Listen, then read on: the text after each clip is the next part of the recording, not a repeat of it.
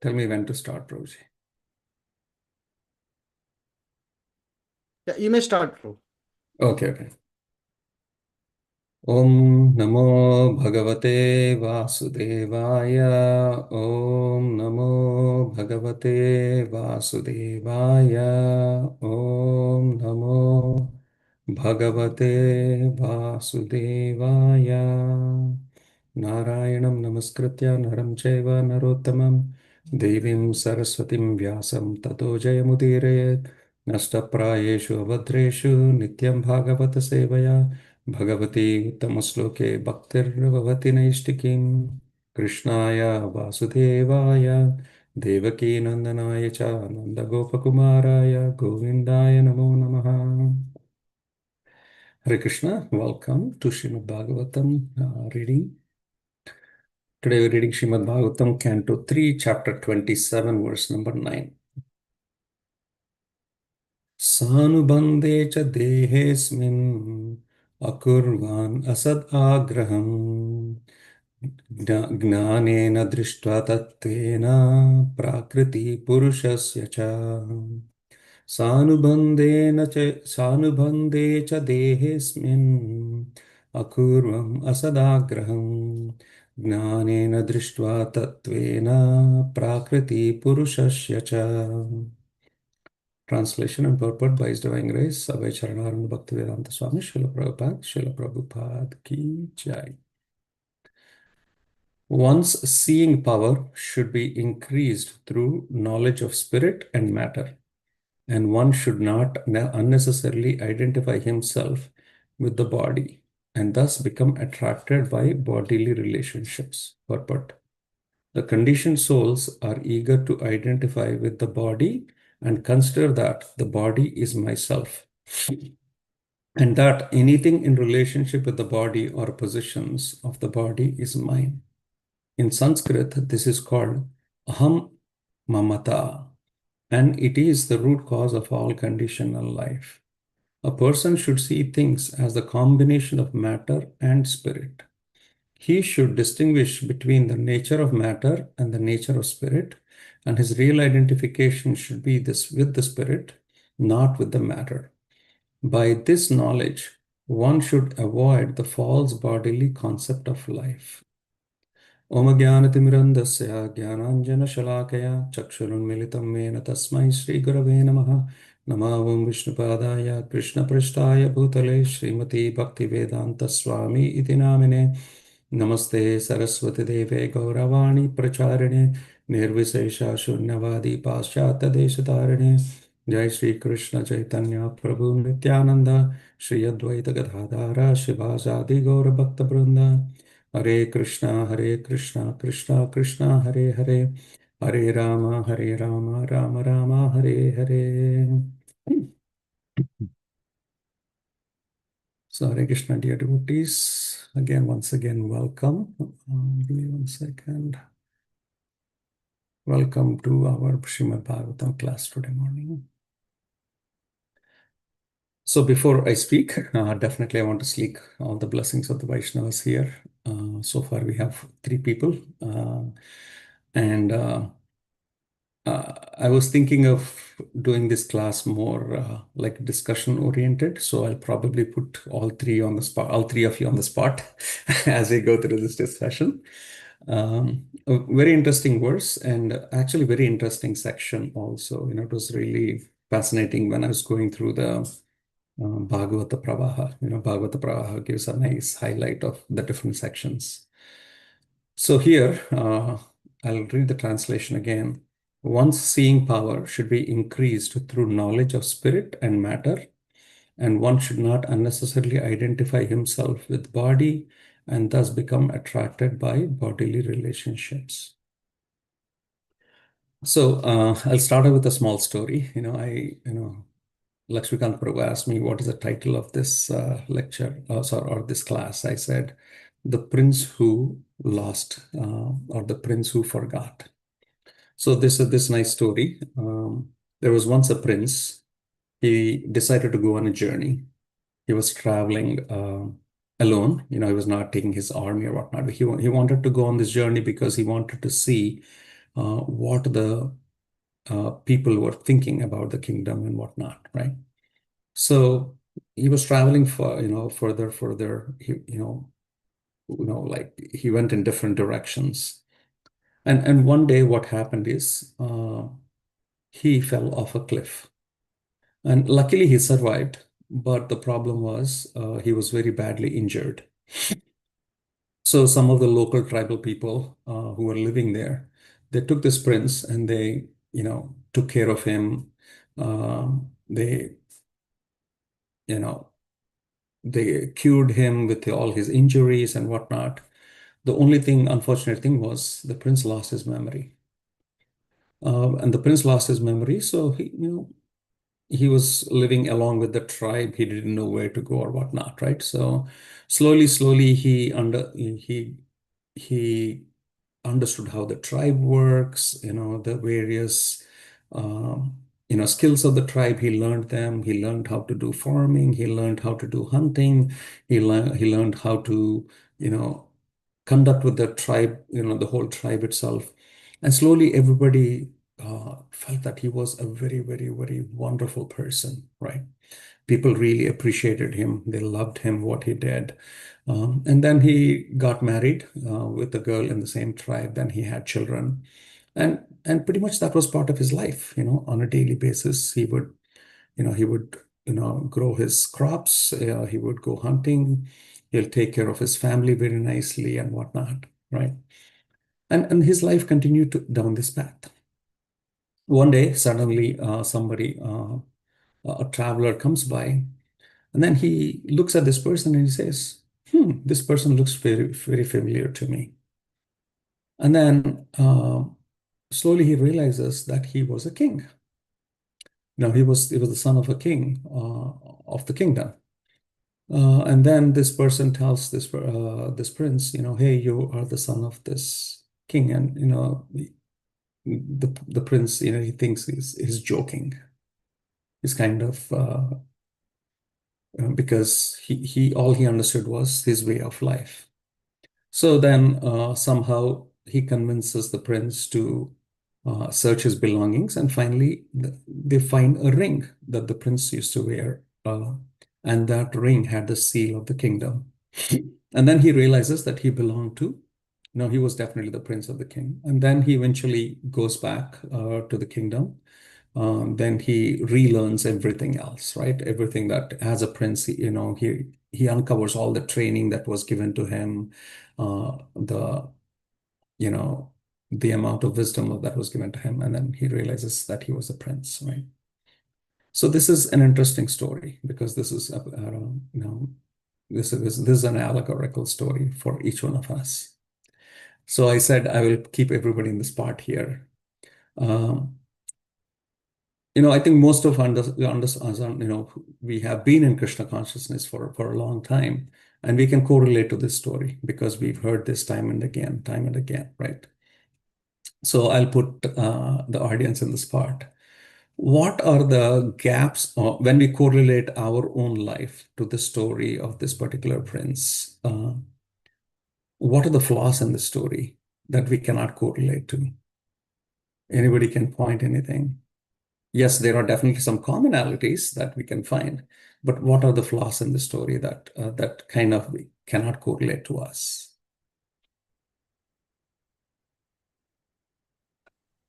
What is that ring, Prabhu? I couldn't correlate. Okay, you cannot correlate to the ring. Yeah, can you elaborate, Prabhu? I mean, somebody came and gave a ring, right? No, he had the ring, Oh, but okay. somehow it was in his bag, right? He put his belongings on the side when he was injured. He never paid attention to the ring. Okay. Hmm.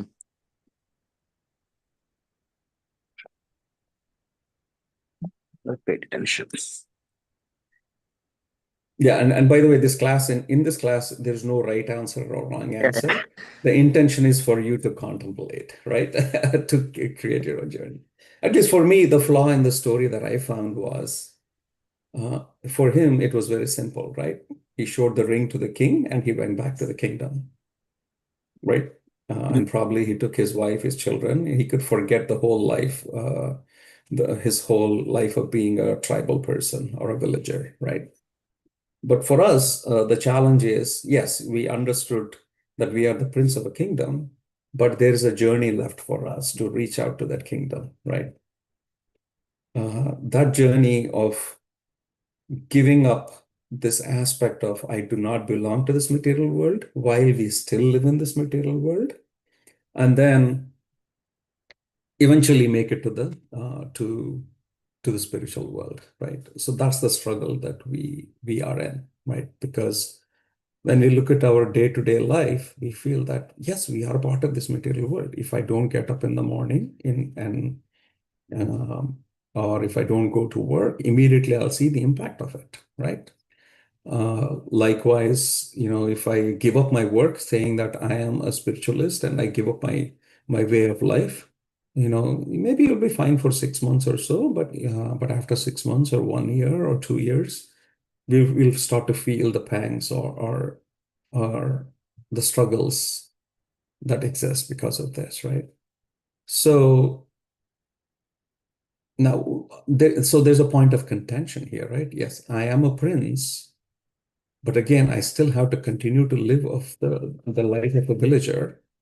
And on the flip side, what Bhagavatam says is if I don't give up my attitude of being the villager, I will never become the prince. So now how do we reconcile these two things? Any thoughts?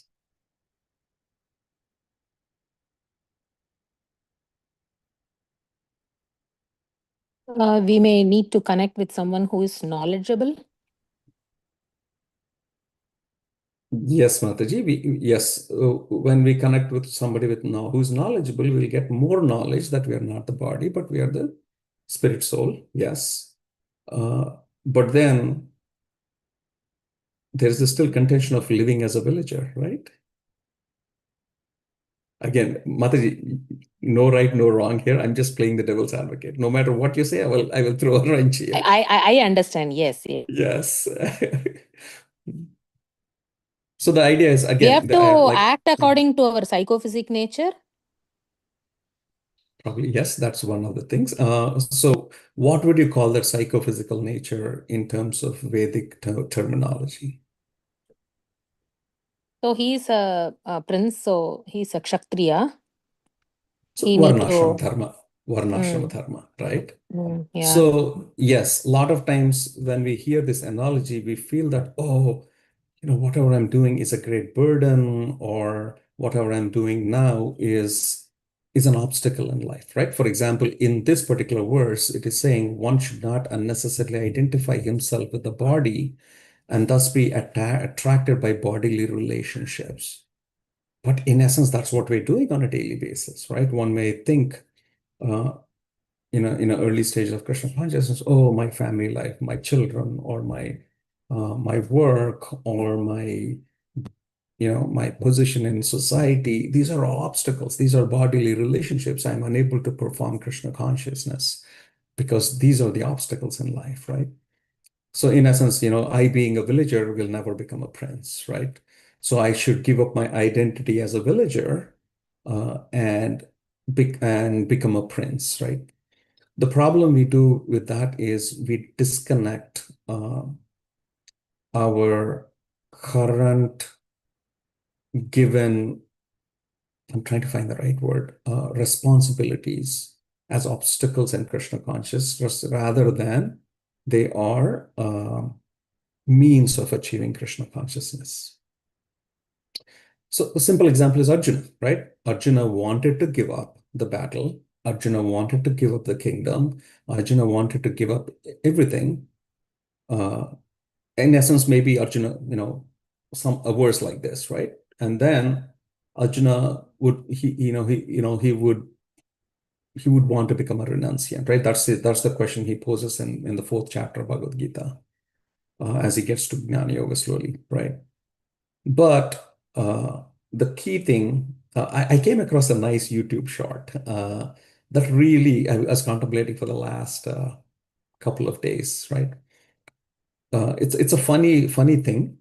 So, for example, what is the difference between knowledge and wisdom?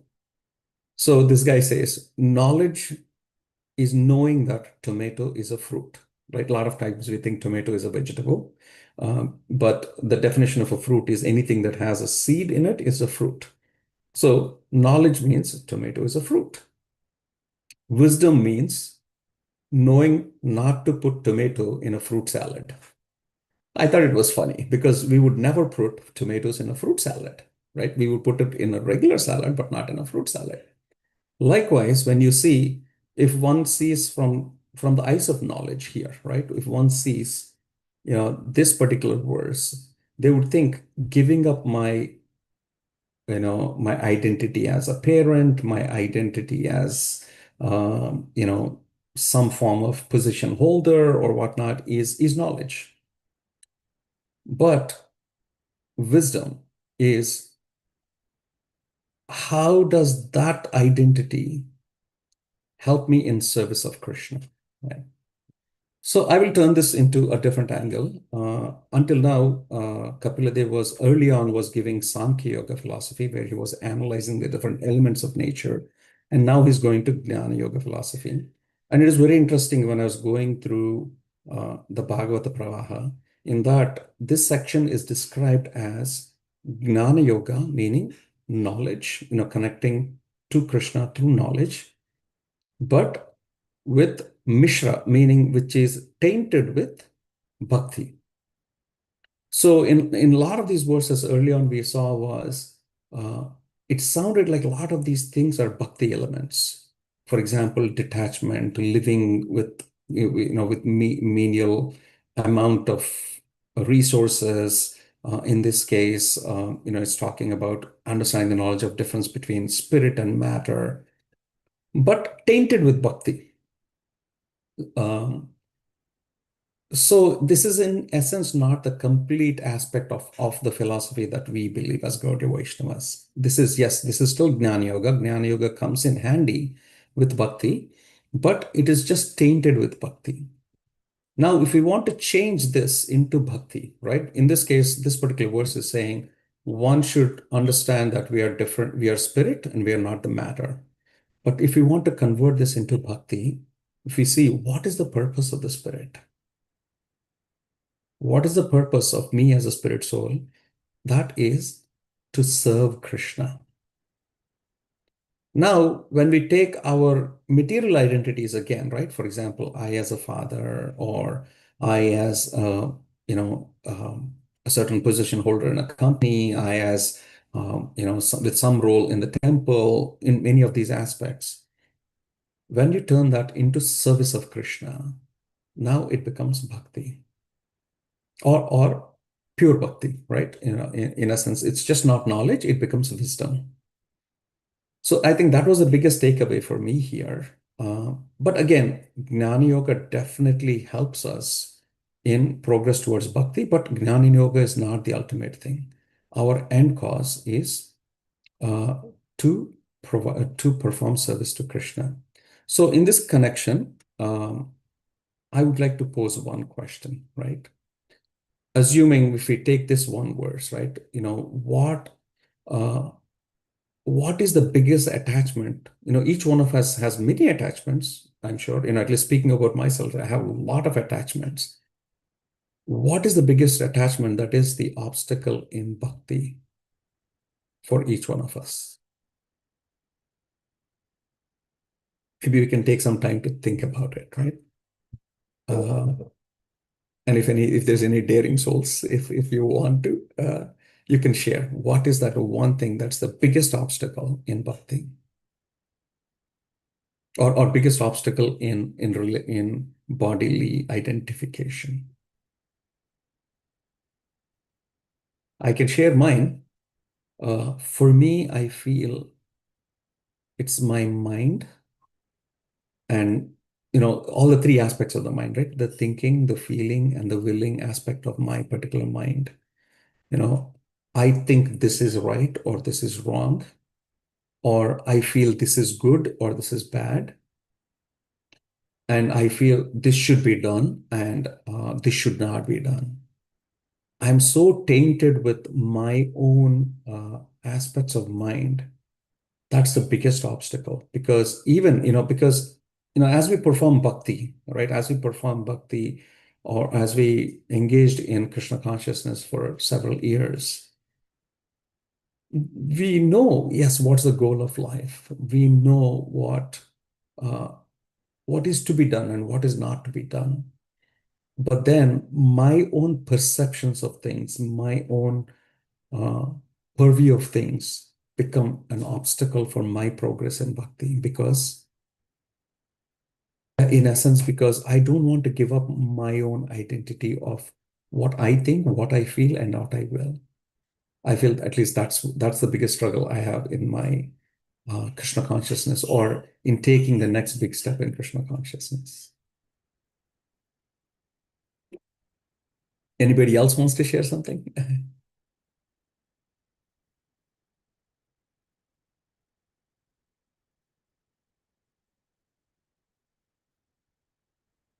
Okay, so the next piece I wanted to touch is, I definitely, this is one question I wanted to put out to people, right? What is that one thing? What is that one bodily identity, or that's you think is an obstacle for you, right?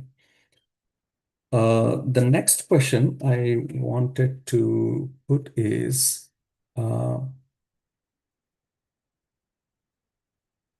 yeah, actually I wanted to cover a lot. There's only a few minutes left. In the story, I think, in the story of the prince, the yeah, I think the point is, as we the biggest obstacle that I find in my life is, while I know that yes, this is the goal of my life, and I feel this is the purpose of my life, a lot of times this me and mine aspect also creeps into bhakti. The way it creeps in, or the way I feel it creeps in, is sometimes, right, we feel that, okay, if I do XYZ things, I am doing bhakti nicely. For example, right, if I'm giving a Bhagavatam class and I read a book, I feel good. Yeah, I'm performing bhakti nicely. So if I perform a certain service in the temple, yes, my bhakti is really good. Uh, so a lot of time, my validation of my own bhakti is based on the activities that I am doing. Uh, but the point, slowly I begin to realize, is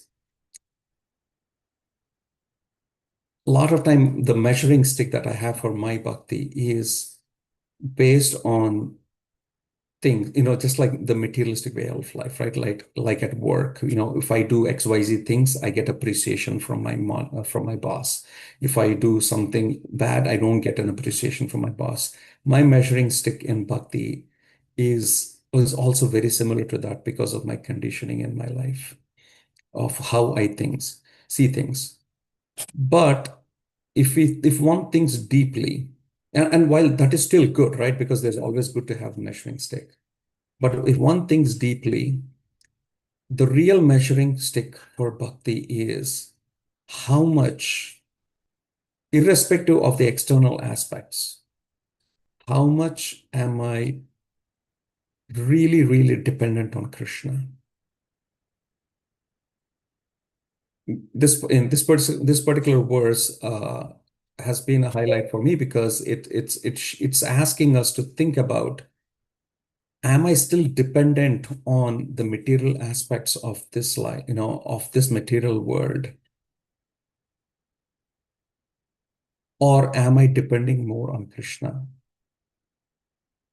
Am I seeing Krishna in my day-to-day life? And that's where in Bhagavad Gita, Krishna himself says, right? He gives many ways we can see Krishna in our life, right? Um, so do I see Krishna as much in my life, or do I only see Krishna when I perform certain services and I feel good about my bhakti? So I think that's a progress that one needs to make, right? Seeing Krishna when we do certain services and forgetting Krishna when we are not performing the service versus seeing Krishna at every moment in our life. I think those are the two big takeaways. One for me is what is my biggest obstacle in bhakti, and the second one is my measuring stick for progress in Krishna consciousness. Yes, yeah, I think, like I said, there was this class was not meant to be like, this is a problem and this is the solution, but more around contemplation of where do I stand, where do I want to progress. So this is all I can add today. Thank you so much. If there's any comments or anything like that, please share. Hare Krishna, Prabhu, please accept my humble obeisances. All glories to Srila Prabhupada. Hare Krishna, Mataji. Yesterday only I was thinking, why Mohan Lila Prabhu stopped giving Bhagavatam class? Krishna. And there you are today. Mataji, he has a spy at your home, okay? He was hearing you. Hare Krishna. This is very wonderful. Thank you very much. Thank you. Hare Krishna. Is it Thank you just so much, Mataji. remembering Krishna all the time that makes us like Prahlad? He was always remembering Krishna. Yes, Mataji. That's what I remembered. Thank you. Yes. Hare Krishna Prabhu, thank you so much for a wonderful class. Please accept my humble obeisances. All glories to Srila Prabhupada. Um, uh, for me, I was thinking when you were sharing the takeaways, if we are not somehow or the other, Drichaya or causeless mercy, we can say so many things for our reason to be in Krishna consciousness. We have taken up this process. If we are like, not liking somewhere or the other, we are leaving, Krishna will not leave us. He will make sure, he will give the circumstance for us in such a way that we remember him. At least send someone in our life, right?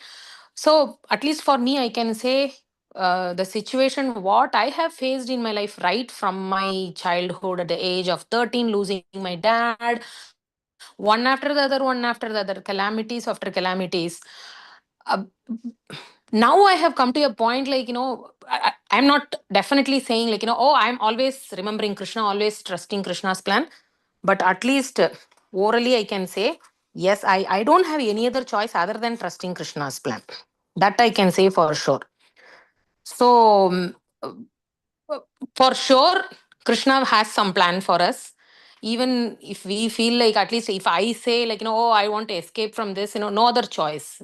Situation makes me in such a way that I have to go with Krishna's plan.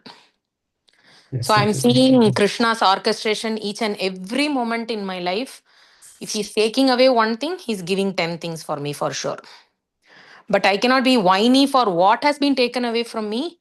Instead, I have to be so grateful for what has been given to me. That's what I am learning right now. Or else Yes, I will be just another thing I learned is just accept the situation, or else not even a step I can go forward. No matter what the situation is, if I'm not accepting, I remember the first lesson in my when I was young in my Krishna consciousness, still I'm growing, but that moment I heard from my senior devotee saying, go in front of Krishna, raise both your hand and say, Krishna, I accept it. I was so mad when I heard that, okay, when you are in that situation, you will understand that. But everybody go, maybe not the same situation like me, but they all have their own situation. If I have one thing, health means someone has something, right? So I was thinking, now I know, oh, I understand that what he said. First, Yes. I am doing now is just accepting, go in front of Krishna, please give me the strength, please give me the energy. I accept the situation. If I'm not saying that, for sure, I know I'm getting stagnated. That's my learning, Prabhu. But thank you so much for all your inputs in this class. Hare Krishna. Thank you for sharing that realization, Mataji. Yes, amazing. Yes.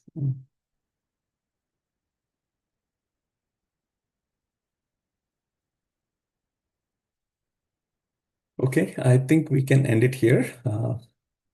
Lakshmikant Prabhu, Yeah, Prabhu. we I think continue here. Thank you so much. from the prince story Mhm. is very simple. Is that I know you mentioned, so that is kind of different, right? I mean, individuals in our process, we are not simple enough, right, to get back to that stage Yeah. the easier way. Yes, For yes, him, it was so Prabhuji. easy, right? So Yeah, I think the difference is, and I think we hear a similar story with Indra also, right? Indra becomes a pig and whatnot, right? The difference is for somebody who's an advanced soul, I believe, I was thinking about this story. I don't know if it's Vishwanath Chakravarti Thakur or he wanted to take he wanted to take sannyas.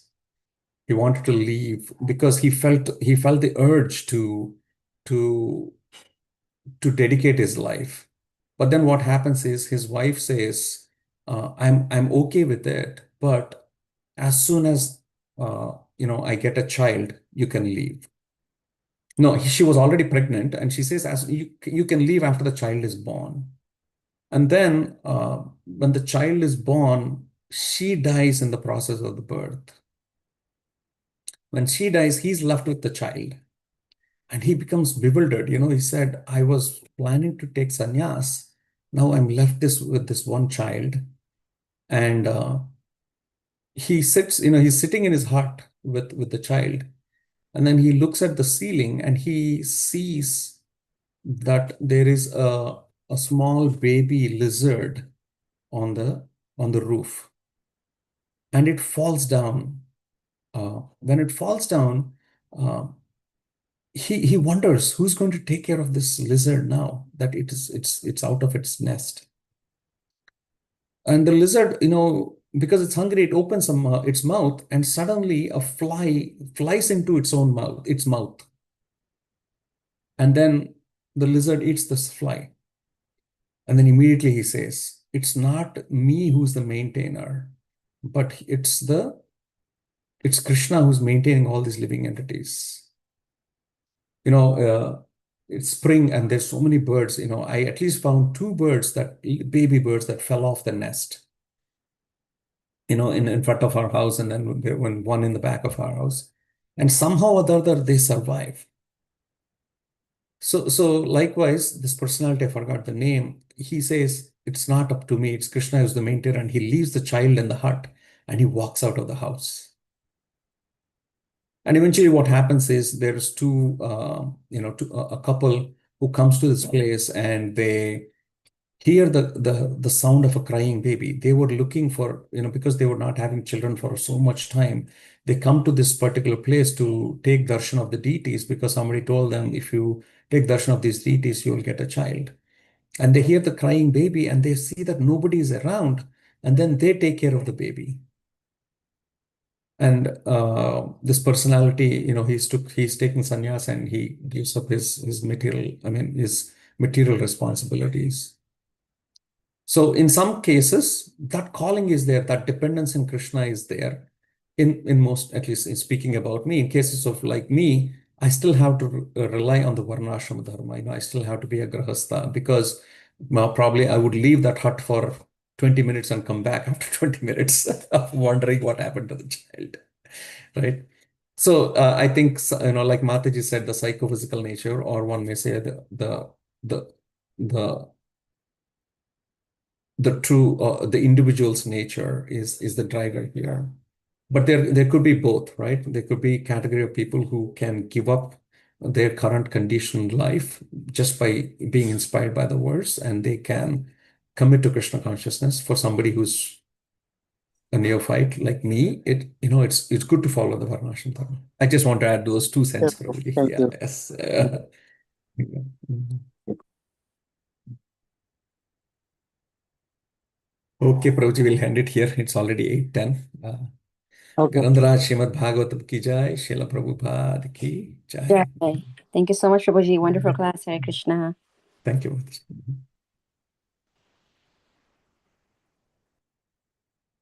Hare Krishna, Prabhuji. Thanks.